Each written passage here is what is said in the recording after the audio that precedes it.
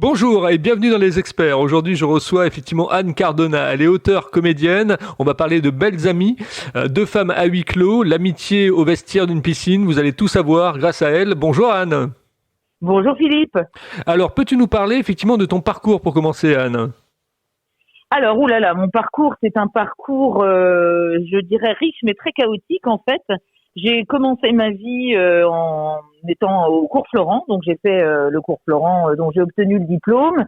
J'ai commencé à tourner, etc. Et puis j'ai découvert incidemment les joies de la plongée sous-marine.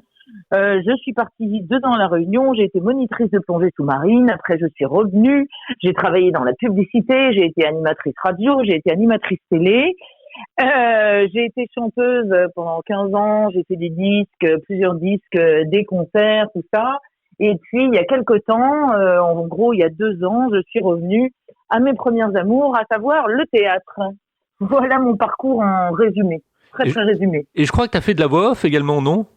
Oui, alors je continue à en faire en fait. Je fais beaucoup de voix. Donc je suis la voix antenne par exemple de la chaîne RMC Story. Je suis la voix d'antenne d'une autre chaîne de télé. Et puis je suis la voix du Figaro.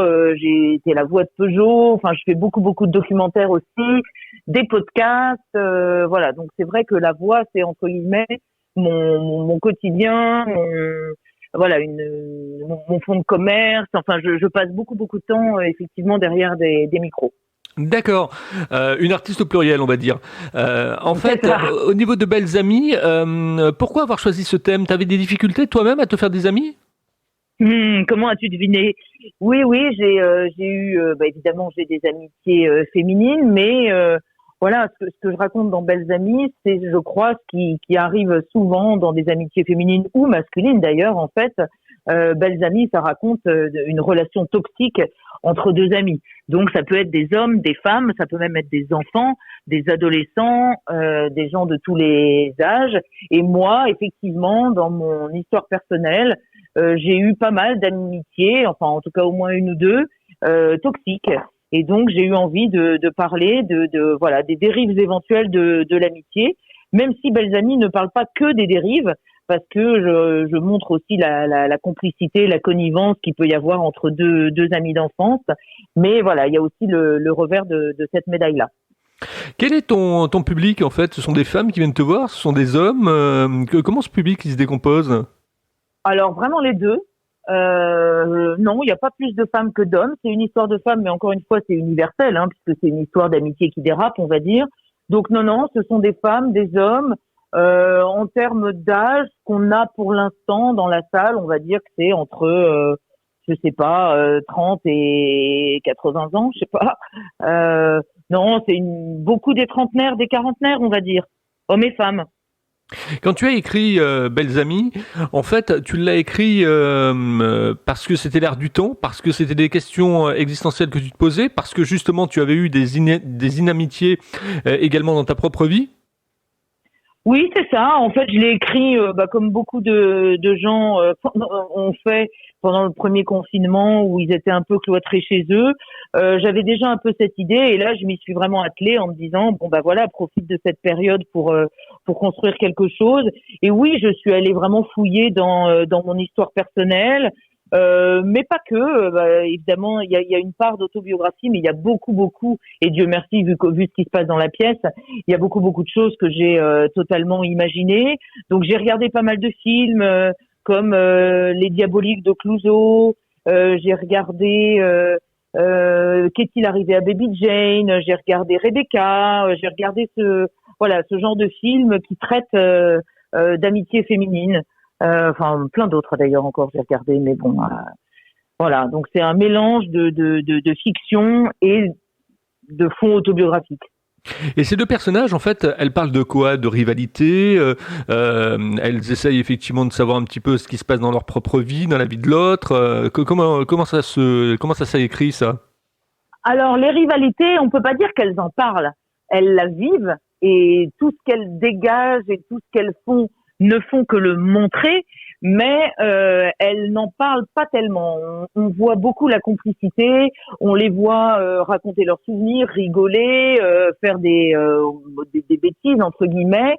Euh, Et après, alors elle parle, on aborde beaucoup de sujets différents en fait parce que on est dans le vestiaire d'une piscine. Donc un vestiaire, c'est quand même un lieu qui est à la frontière entre, on va dire, le nu et l'habillé. C'est un lieu qui se prête à la confidence, à la connivence, à la complicité, mais en même temps, c'est un lieu où on se regarde, où on se jauge, où on s'évalue.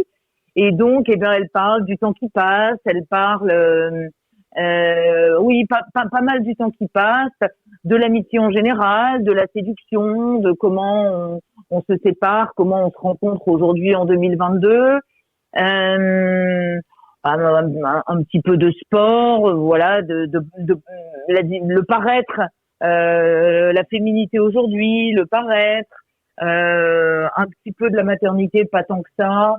Elle parle de leurs histoires et après, bon, je veux pas trop dévoiler la pièce, mais il y a des thématiques abordées qui sont aussi le handicap, la reconstruction, la solitude. J'ai un des personnages, en l'occurrence le mien, qui est une peintre, donc elle parle aussi de peinture. Enfin voilà, les thèmes abordés sont assez vastes, mais en tout cas elles ont des personnalités très différentes, des centres d'intérêt très différents, et chacune évoque voilà sa vie et ses centres d'intérêt personnels. Et au travers de ça, on se rend compte de qui est qui dans les personnages. Ouais, et puis elles se mettent à nu, effectivement, au sens propre comme au sens figuré, quoi. Absolument. Absolument. Pas facile de jouer en maillot de bain, je peux vous dire. Ouais, c'est clair. On s'en Voilà. doute. Au niveau de ces deux femmes, elles ont quel âge? Elles sont de quelle génération, ces deux femmes? Oh, elles sont nées peut-être dans les années 80, on va dire. Elles ont une quarantaine d'années, à peu près. Ouais, donc dans l'ère effectivement où tout était possible, la création était présente. Oui, Et oui, oui. au niveau de pourquoi avoir choisi effectivement ce huis clos, la piscine? Eh ben, pour la raison que j'ai à demi évoquée tout à l'heure, c'est-à-dire que pour des femmes de 40 ans, enfin pour des femmes tout court, j'ai envie de dire, même à 20 ans, moi je sais que j'étais comme ça, la piscine, enfin le vestiaire de la piscine et la piscine, c'est vraiment le lieu, c'est cette frontière entre l'exhibition et la pudeur, entre le nu et l'habillé. Et je trouve que voilà, c'est vraiment, quand on va à la piscine entre copines, c'est comme quand on va au hammam ou au sauna ou je sais pas, ou à la salle de gym. C'est des endroits, je trouve, euh, d'où les hommes sont un peu exclus en fait, parce que voilà, il y a des trucs où on est exclusivement entre filles. Et je trouve que c'est un endroit qui est tout à fait propice et à la rigolade et à la confidence et parfois à de la rivalité. Enfin, c'est ce que moi j'ai toujours vécu, et que les rares fois où je me suis retrouvée dans des salles de sport avec les vélos, les rameurs, etc., c'est ce que je voyais, que à la fois les copines se marrent, il y a une vraie complicité, et en même temps c'est un peu le lieu de tous les dangers. Je sais pas. Enfin, moi je le vis comme ça en tout cas. Donc c'est pour ça que j'ai choisi ce lieu-là. Et puis esthétiquement, il y a quelque chose d'assez rigolo et d'assez intrigant aussi, parce qu'on est vraiment dans un univers très très bleuté. On a le bassin qui est figuré sur scène, on n'a pas d'eau, mais il y a quelque chose de très aquatique. On est accompagné par des vidéos très aquatiques et très immersives. Donc on est vraiment dans un film en fait. C'est un thriller, donc en fait le truc va du très léger au très flippant, on va dire. Et les vidéos, l'esthétique de la chose, il y a quelque chose de lynchien, si ça vous parle. Voilà. D'accord. Parlons un petit peu de ta camarade qui te donne la réplique. Elle vient d'où et qui est-elle? Alors, elle s'appelle Caroline Delaunay. Je l'ai rencontrée quand on était très très jeune au cours Florent, et je l'ai perdue de vue pendant très longtemps, et c'est assez amusant parce que c'est exactement l'histoire des deux personnages qui se sont connus voilà, quand elles avaient 20 ans et qui se retrouvent 20 ans après complètement par hasard dans le même cours de natation. Ben, je dirais que c'est limite notre histoire. Donc on s'est connus il y a 20 ans au cours Florent, et moi quand j'ai décidé de chercher le personnage d'Agathe, puisque c'est comme ça qu'elle s'appelle, pour Belles Amies, ben j'ai recensé dans ma tête toutes les comédiennes que je connaissais, avec qui j'avais travaillé ou pas travaillé, et il y a eu un moment où la pensée de Caroline s'est imposée à moi, et je me suis dit oh là là, elle serait géniale dans Agathe. Mais ça fait très très longtemps que je l'ai pas vue, donc j'avais même pas son numéro de téléphone ni rien, donc j'ai réussi à récupérer ses coordonnées et je l'ai appelée, et je lui ai fait lire le script, la pièce, et elle trouvait ça super, et donc on s'est mis à répéter, et c'est vraiment vraiment une évidence C'est une super comédienne qui a joué à la fois dans du comique, dans du drame, dans de la tragédie. Et moi, à chaque fois que je l'ai vue sur scène, je me suis dit, elle est vraiment super. Et c'est pour ça que j'ai pensé à elle. Et on est vraiment très très très complémentaires physiquement. Moi, je suis brune à cheveux longs, raides, et elle est blonde à cheveux mi-longs, frisés. Et on est très très complémentaires physiquement et dans ce qu'on dégage dans nos personnalités. Elle est très extravertie, très exubérante, et moi c'est pas ce que je dégage. Donc il y a voilà, je crois que c'est un bon casting, un bon duo, et c'est une très très bonne comédienne, Caroline. Alors parlons un petit peu aussi de tes mentors. Qui c'est qui t'a donné envie de faire du théâtre? Ou de faire tes activités. Comme acteur ou comme auteur? Ou de faire tes différentes activités, hein, d'être une artiste au pluriel.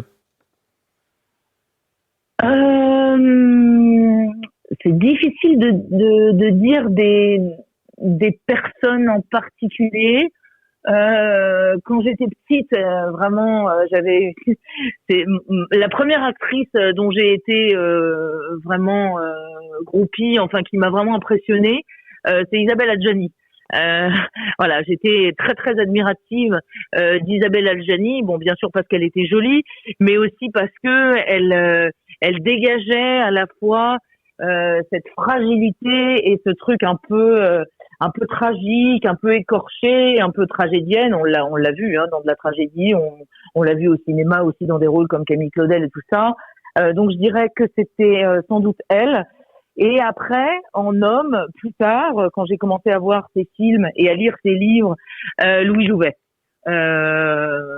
Louis Jouvet est un acteur qui m'a beaucoup impressionné. Et j'ai lu en fait comment dire, il était donc prof au conservatoire, et j'avais lu en fait les brèves et les impressions de Louis Jouvet sur les cours qu'il donnait au conservatoire. Et je pense que c'est ça qui m'a donné envie, en tout cas, de prendre des cours de théâtre. Voilà, c'est ceux qui me viennent à l'esprit. Après, il y en a tellement. Après, j'ai découvert des gens qui ont maintenant disparu, mais des actrices comme Maria Cazares, que je trouvais magnifique. Des actrices qui n'ont pas disparu, comme Catherine Niégel, que je trouvais incroyable à chaque fois que j'allais la voir au théâtre. Voilà, c'est ceux qui me viennent là comme ça tout de suite maintenant. Mais il y en a tellement, c'est difficile d'en isoler un ou deux même. Alors pour les gens qui nous écoutent, est-ce que tu as un livre à donner en référence, un livre qui a changé ta vie? Alors, c'est amusant parce que l'auteur qui a changé ma vie, que j'ai découvert quand j'étais adolescente, c'est-à-dire quand j'ai arrêté de lire, entre guillemets, des livres pour enfants, le premier auteur pour grands que j'ai découvert, c'est Guy de Maupassant. J'ai lu, je pense, tout ce qu'a écrit Maupassant. Et oui, on peut dire, là, pour le coup, je peux le citer encore bien plus que des acteurs. C'est vraiment l'auteur qui a changé ma vie. Et c'est amusant parce que c'est quand même lui qui a écrit cette fameuse nouvelle qui s'appelle Belle Amie. Et du coup, ça m'a amusé d'appeler ma pièce de théâtre Belles Amies. J'étais sans doute la seule à savoir pourquoi je l'appelais comme ça, même si plein de gens connaissent la référence Belle Amie, Belles Amies, ils comprennent. Mais voilà, c'est vraiment Maupassant qui m'a entre guillemets fait rentrer, comme on dit, en littérature, et qui a changé ma vie. Quand tu écris par ordinateur ou tu écris à la main? Ordinateur plutôt. Parfois je prends quelques petites notes, je vais noter une petite phrase, un petit mot à la main, mais j'avoue que j'écris plutôt par ordinateur parce que ça, voilà, je fais entre guillemets mon chemin de fer, mon plan, et puis voilà, c'est tellement facile de corriger, de remanier sur ordinateur, ça fait gagner un tel temps, et puis on peut être allongé dans son lit avec un ordinateur, ce qui est plus compliqué avec du papier, donc sur ordinateur. Autour de toi, quand tu écris, il y a de la musique, il y a un porte-bonheur, il y a une photo particulière de ta famille. Comment tu te rassures dans l'écriture? Pas du tout. Il y a quand c'est l'hiver, le feu. J'adore écrire au coin du feu. J'ai la chance d'avoir d'avoir ça chez moi. Donc l'hiver, le feu. Et sinon, non, jamais de musique, pas d'objet. J'aime bien écrire la nuit en fait, donc du coup j'écris vraiment dans le silence, et parfois même je suis dans mon lit, je pense à des trucs et je rallume l'ordinateur, il est 3 heures du matin et j'écris de 3 à 7, enfin voilà, je suis vraiment C'était le titre de mon album, du dernier album que j'ai sorti, Oiseau de nuit, et à bon escient parce que voilà, je suis vraiment quelqu'un de très nocturne, et donc voilà, j'écris dans le silence et dans le noir. Il y a que la lumière de mon ordi qui m'éclaire, ou alors la cheminée. Alors pourquoi avoir choisi effectivement d'avoir un éventail de multi-activités comme ça, d'être une artiste au pluriel? Parce que tu te lasses par rapport à certaines choses et tu as besoin effectivement de renouveau? Il doit y avoir de ça. Et puis après, je sais pas si j'ai vraiment choisi. En fait, c'est la vie qui m'emmène. Voilà, j'ai des envies. Et comme je suis assez impulsive et que j'ai pas envie de me refuser des choses, alors parfois ça m'a coûté cher, hein, évidemment, mais j'essaye. Voilà, donc à un moment, je me dis, oh, j'ai envie de chanter, j'ai envie d'écrire des chansons, donc je le fais. Je déploie une énergie incroyable. J'ai fait vraiment des centaines de concerts. J'ai fait 3 ou 4 disques. Et puis au bout d'un moment, soit parce que ça marche pas comme je voudrais, soit parce que le projet ne ressemble pas à ce que je voudrais qu'il soit. Ou oui, ça peut arriver que je me lasse. Je change et j'expérimente autre chose. Mais à la limite, je dirais que c'est moins la lassitude d'une chose que l'envie d'en faire d'autres. Voilà, et puis parfois aussi c'est la vie qui m'a mis des coups de pied au derrière en me disant, par exemple, j'ai animé une émission de télévision pendant 2 ans qui m'emmenait aux 4 coins de la planète, voilà, où je présentais, en fait, j'allais dans des pays et je faisais découvrir ces pays aux téléspectateurs. Et là, j'aurais bien continué à faire ça toute ma vie, mais il se trouve que voilà, la production a fermé ses portes, quoi, a fait faillite, et du coup la chaîne de télé a arrêté l'émission et moi j'ai dégagé avec l'eau du bain, donc il a bien fallu que je me renouvelle. Donc c'est parfois c'est un choix personnel, de la lassitude, l'envie de faire des choses, et puis parfois aussi on me met un coup de pied au derrière, donc faut bien se renouveler. Comment Voilà. tu perçois ce qu'on appelle le PAF, le paysage visuel français, aujourd'hui? Est-ce que tu as le sentiment qu'effectivement qu'on est encore dans la création, qu'on peut tout dire, qu'on peut tout faire, qu'on peut tout exprimer, ou il y a quand même une censure qui est là? Alors moi je me sens pas déjà très immiscée dans le PAF, on va dire. Je regarde des films, je vais au théâtre, mais je suis pas, comment dire, je ne suis pas le milieu. J'ai peu d'amis en fait dans le milieu, donc le PAF ça me parle à moitié seulement.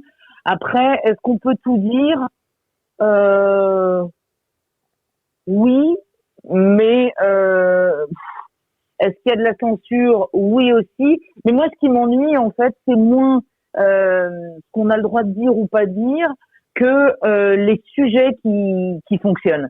Et ça, moi, c'est quelque chose que je trouve assez insupportable. Et pour avoir fait 15 ans de musique, j'avais le même sentiment. C'est-à-dire qu'il y a vraiment des courants on a envie, voilà, il y a des modes. Donc, en musique, par exemple, il y a le son du moment. Donc, si on fait un son ou qu'on écrit des paroles qui correspondent pas au son du moment, ben, ça va pas marcher. On va pas sortir le disque, on va pas vous aider.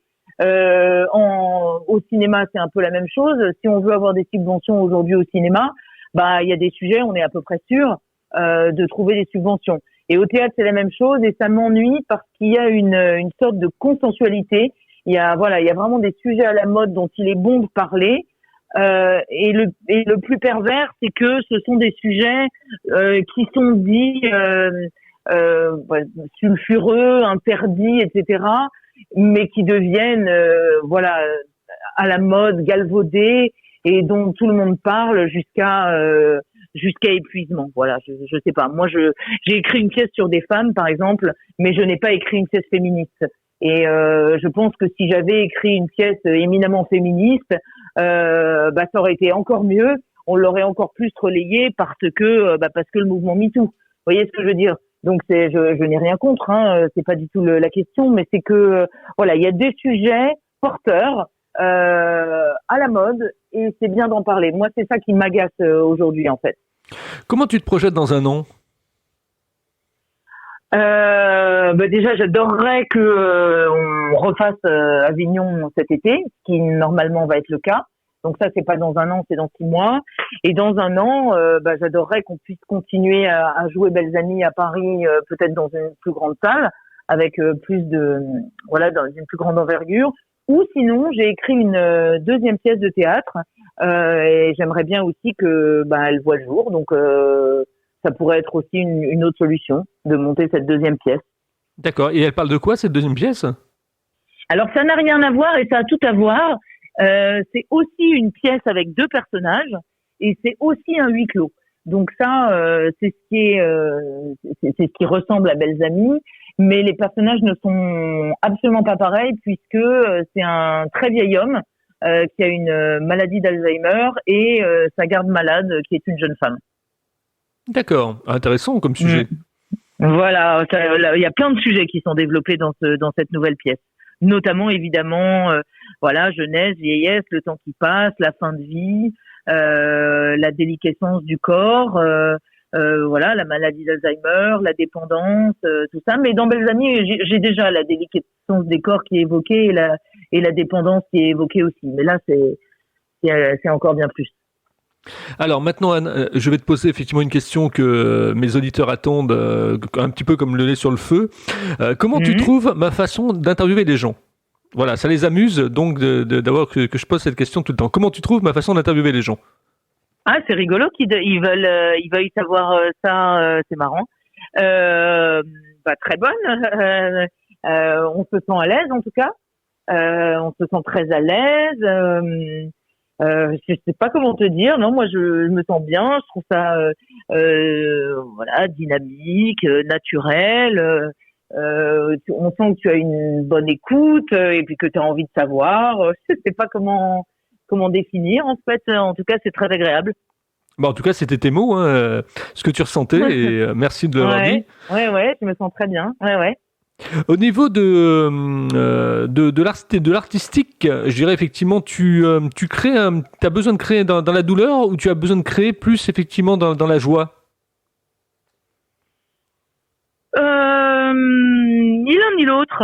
Je pense que si on était tout le temps joyeux, on ne créerait pas. On vivrait, on se contenterait de vivre l'instant présent et on n'aurait pas besoin de s'exprimer pour dire des choses. Donc non, pas dans la joie, mais me concernant, la douleur est paralysante et qu'elle soit physique ou psychique d'ailleurs, elle est paralysante et moi elle me pousse pas non plus à écrire.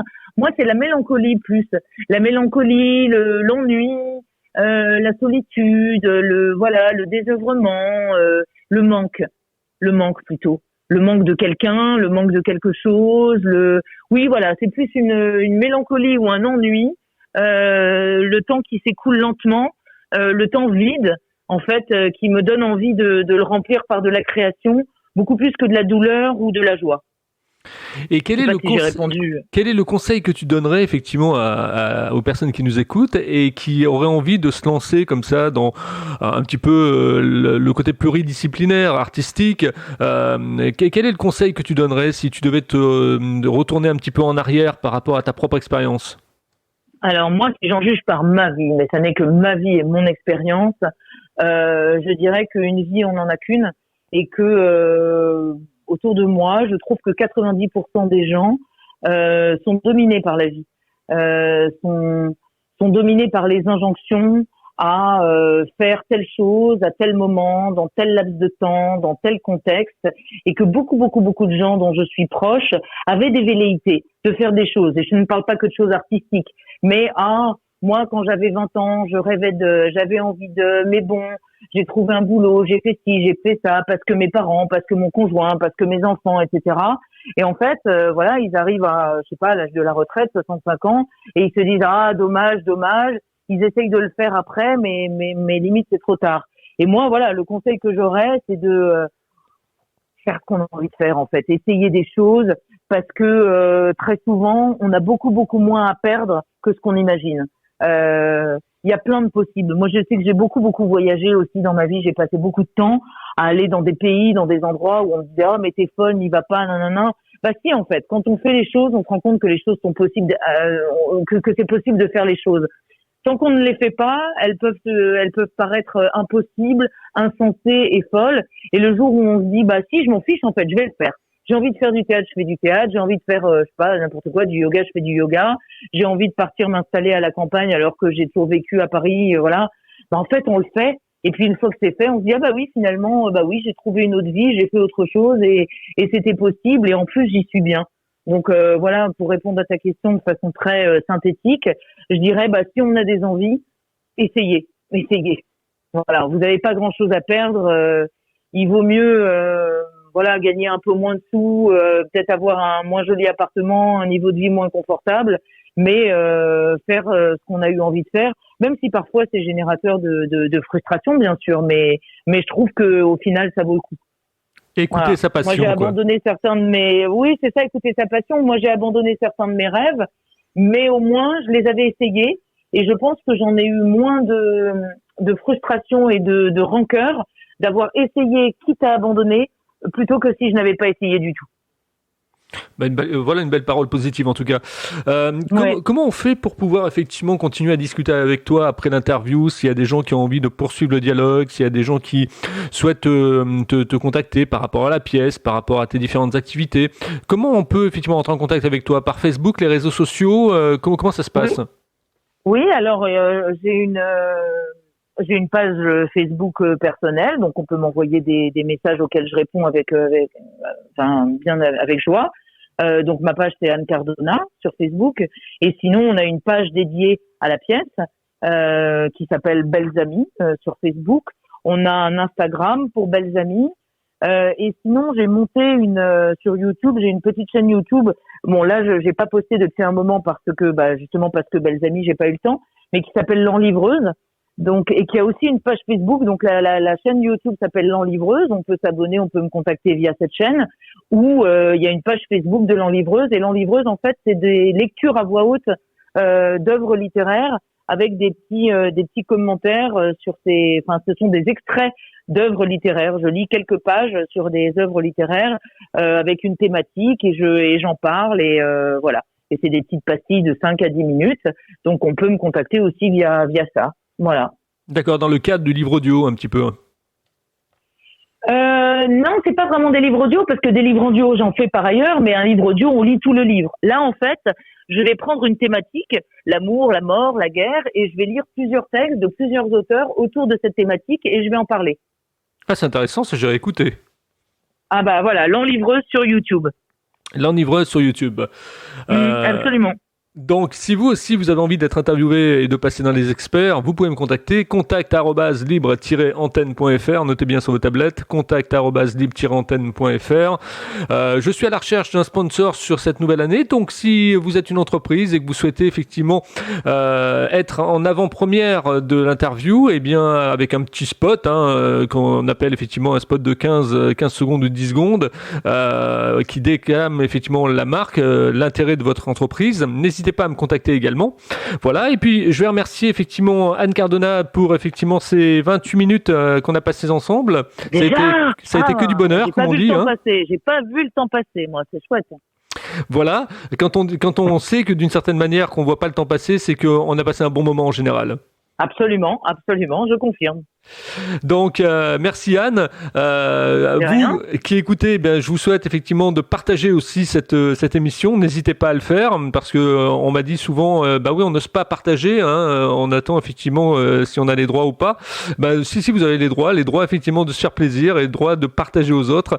Donc partagez effectivement au maximum cette émission, les émissions des experts. Et je vous dis à demain avec un nouvel invité, comme disait Julien Lucien Jeunesse sur France Inter. À demain si vous le voulez bien. Merci Anne, tu ne quittes pas, je te retrouve hors antenne. Ok, ça marche, super. Merci beaucoup Philippe.